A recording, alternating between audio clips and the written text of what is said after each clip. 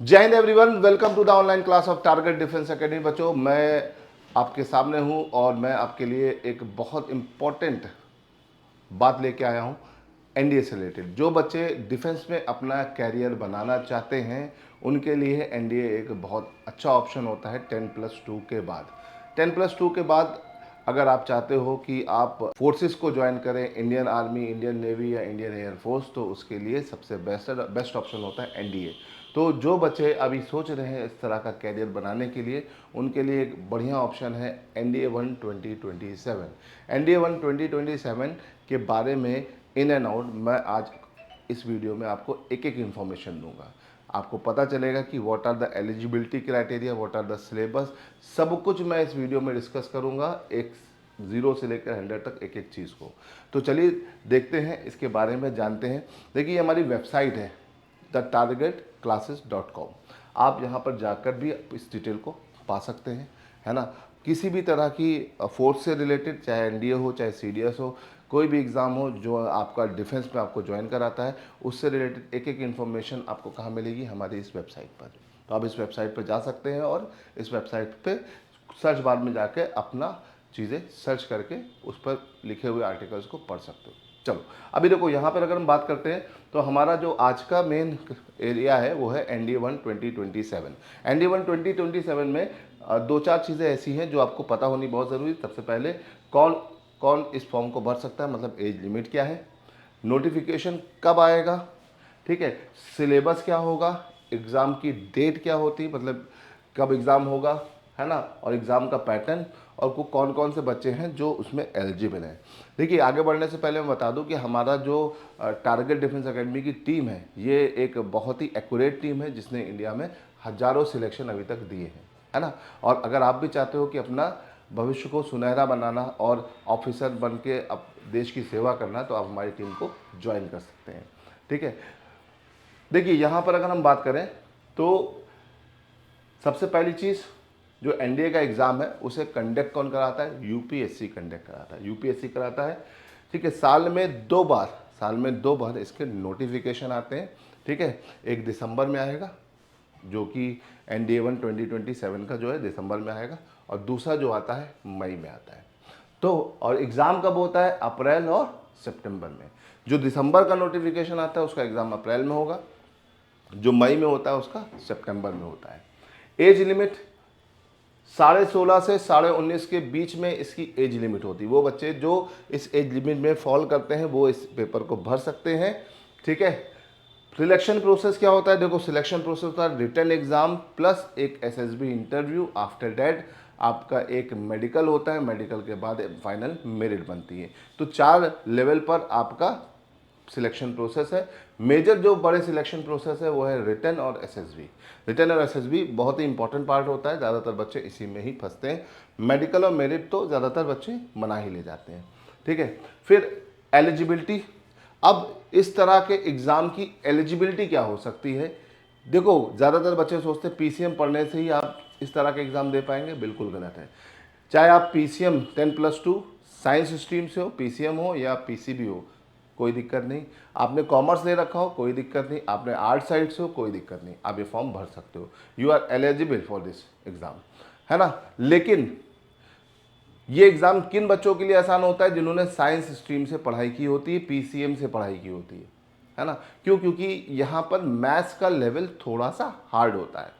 बाकी गैट में डुएबल होता है, मतलब एक आर्ट स्ट्रीम का बच्चा कर सकता है, एक कॉमर्स स्ट्रीम का बच्चा भी कर सकता है, और साइंस स्ट्रीम का बच्चा आसानी से कर सकता है, ठीक है। पेपर नंबर 2 स्कोरिंग होता है। पेपर नंबर 1 जो होता है वो क्वालिफाइंग होता है, मतलब स्कोर कर उसमें भी बच्चे करते हैं, लेकिन नॉर्मली ये रेयर होता है, ठीक है।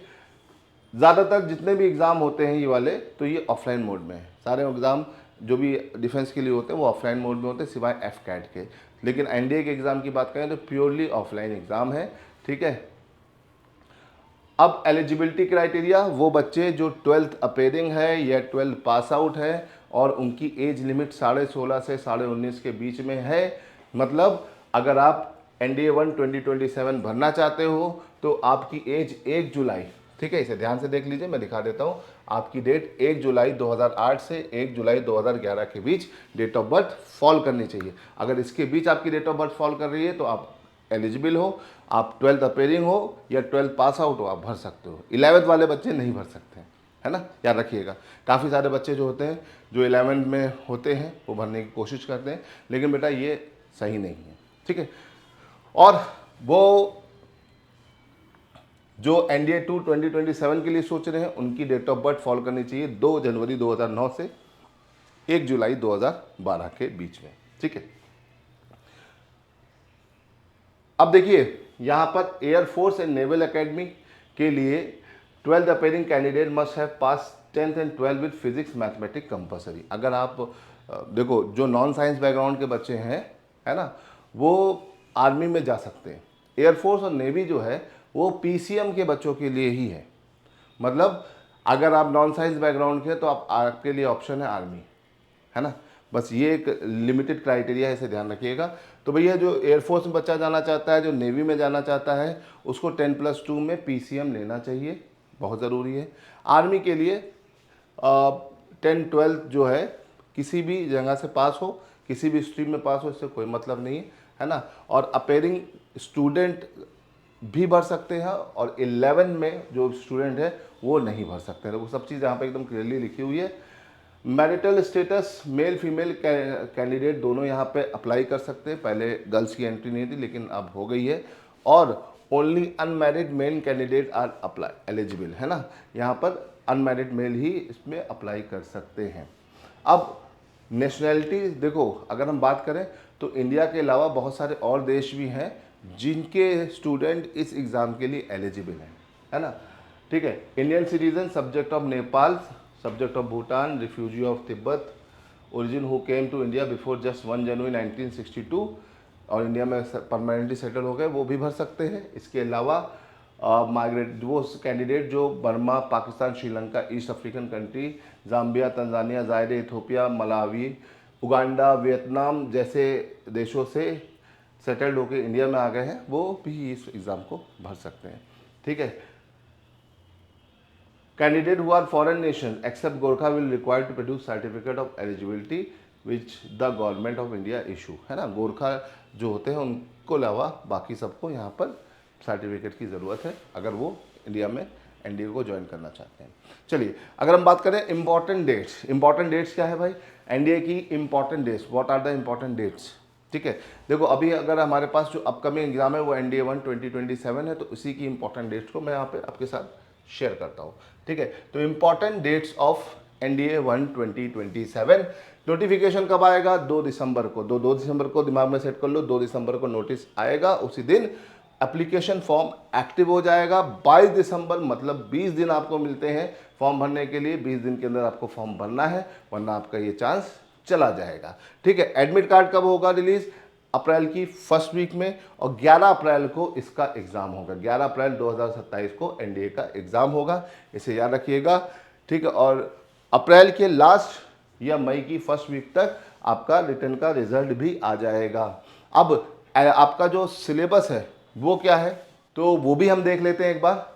NDA के सिलेबस को देखो, यहाँ पर सिलेबस वगैरह सब कुछ दिया है हमारी वेबसाइट पर, एक एक चीज़ दी हुई है बेटा, है ना। NDA सिलेबस, ठीक है। NDA में आपके 2 पेपर होते हैं, एक मैथ्स का पेपर होता है, दूसरा कैट का पेपर होता है, ठीक है। मैथ्स का पेपर की अगर हम बात करें तो देखो मैथ्स का पेपर जो होता है 300 मार्क्स का होता है, 120 क्वेश्चन होते हैं, 1/3 नेगेटिव होता है। गैट का पेपर जो होता है 150 मार्क्स क्वेश्चन होते हैं, 600 मार्क्स होते हैं, और एक क्वेश्चन 4 नंबर का होता है, 1/3 नेगेटिव यहाँ पर भी होता है। दोनों पेपर के लिए बेटा आपको 2.5 घंटा मतलब 150 मिनट मिलते हैं, ठीक है। तो आपके 2 पेपर होंगे, मैथ्स का और दूसरा गैट का। पहला पेपर मैथ्स का होता है, दूसरा गैट का होता है। मैथ्स में नंबर ऑफ क्वेश्चन 120, गैट में नंबर ऑफ क्वेश्चन 150।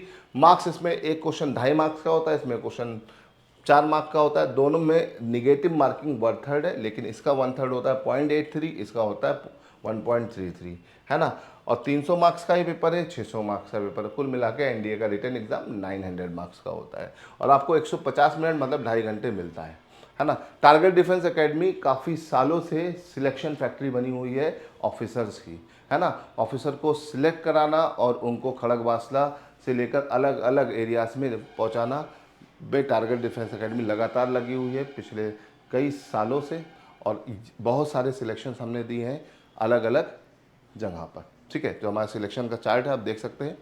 देखिए यहाँ पर एनडीए का सिलेबस मैथ्स का पूरा ये हमारी वेबसाइट पर है ना। इसमें मेजर एरिया आपका 11th-12th की मैथ्स आती है, जैसे अलजेब्रा आप पढ़ते हैं सेम पूरा, मैट्रिसेस एंड डिटर्मिनेंट्स पढ़ते हो, ट्रिगोमेट्री पढ़ते हो, ट्रिग्नोमेट्री, वेक्टर अलजेब्रा, ठीक है।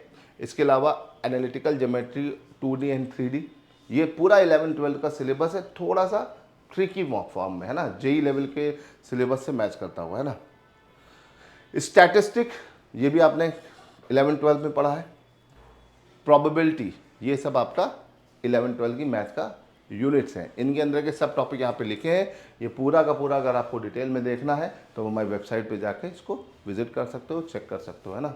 चलो, ये हमारे recent selection all India rank 2, all India rank 83, all India rank 501, है ना।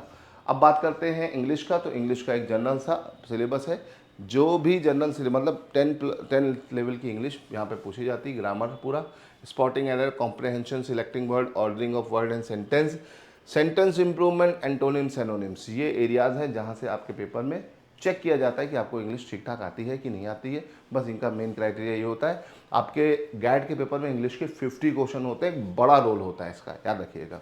फिर 50 क्वेश्चन होती है साइंस की, है ना, उसमें फिजिक्स, केमिस्ट्री एंड बायो आती है, सेम आपका 10th, 11th, 12th लेवल की होती है। फिजिक्स थोड़ा सा ज़्यादा न्यूमेरिकल कंटेंट करती है, तो इसलिए वो थोड़ा आपके लिए कॉम्प्लिकेटेड होती है। सबसे इजी केमिस्ट्री होती है, फिर बायो, फिर आपका फिजिक्स सबसे इनमें हार्ड मान सकते हैं हम, ठीक है। चलिए, तो फिजिक्स, केमिस्ट्री, बायो का ये पूरा सिलेबस है यहाँ पर आप देख सकते हैं। इसके अलावा आपका एक एक्स्ट्रा पार्ट जो बच्चों के लिए आ जाता है, जिसकी वजह से बच्चों को थोड़ा सा डिफिकल्ट होता है सोशल स्टडीज़ या जीके का एरिया, जिसमें हिस्ट्री, ज्योग्राफी और सिविक्स मतलब नॉर्मल टर्म में हम इसे पॉलिटी बोल सकते हैं, उसके एरियाज़ को पूछा जाता है। हिस्ट्री पूरा आपका इंडिया की हिस्ट्री पूरी, अर्थ के बारे में, है ना, अर्थ के बारे में पूरी जानकारी पता होनी चाहिए। करंट अफेयर भी बहुत बड़ा रोल निभाता है आपके पेपर में। करंट अफेयर आपके पेपर में आता है, पिछले पेपर के लगभग 10 महीने तक का करंट अफेयर आपके पेपर में आता है ना। तो 10 महीने की करंट अफेयर्स पढ़िए। हमारी वेबसाइट पर भी करंट अफेयर आपको मिल जाएगी, साथ ही साथ हमारे यूट्यूब चैनल पर भी आपको करंट अफेयर्स मिल जाएगी, है ना। रेगुलर करंट अफेयर्स अपडेट होती है, ठीक है। तो जिन भी बच्चों को अगर लगता है कि वो एनडीए के लिए तैयारी करना चाहते हैं और अपना कैरियर डिफेंस फोर्सेस में बनाना चाहते हैं, तो क्या कर सकते हैं, वो एनडीए की तैयारी में लग सकते हैं। और अगर आप एक अच्छी मेंटोरशिप ढूंढना चाहते हैं जो आपको नहीं मिल रही, तो आप टारगेट डिफेंस एकेडमी में आके ऐसी मेंटोरशिप पा सकते हो। तो बच्चों, आज के लिए फ़िलहाल इतना रहने देते हैं, फिर मिलेंगे कुछ और इन्फॉर्मेटिव वीडियोज़ के साथ। टिल देन गुड बाय, जय हिंद।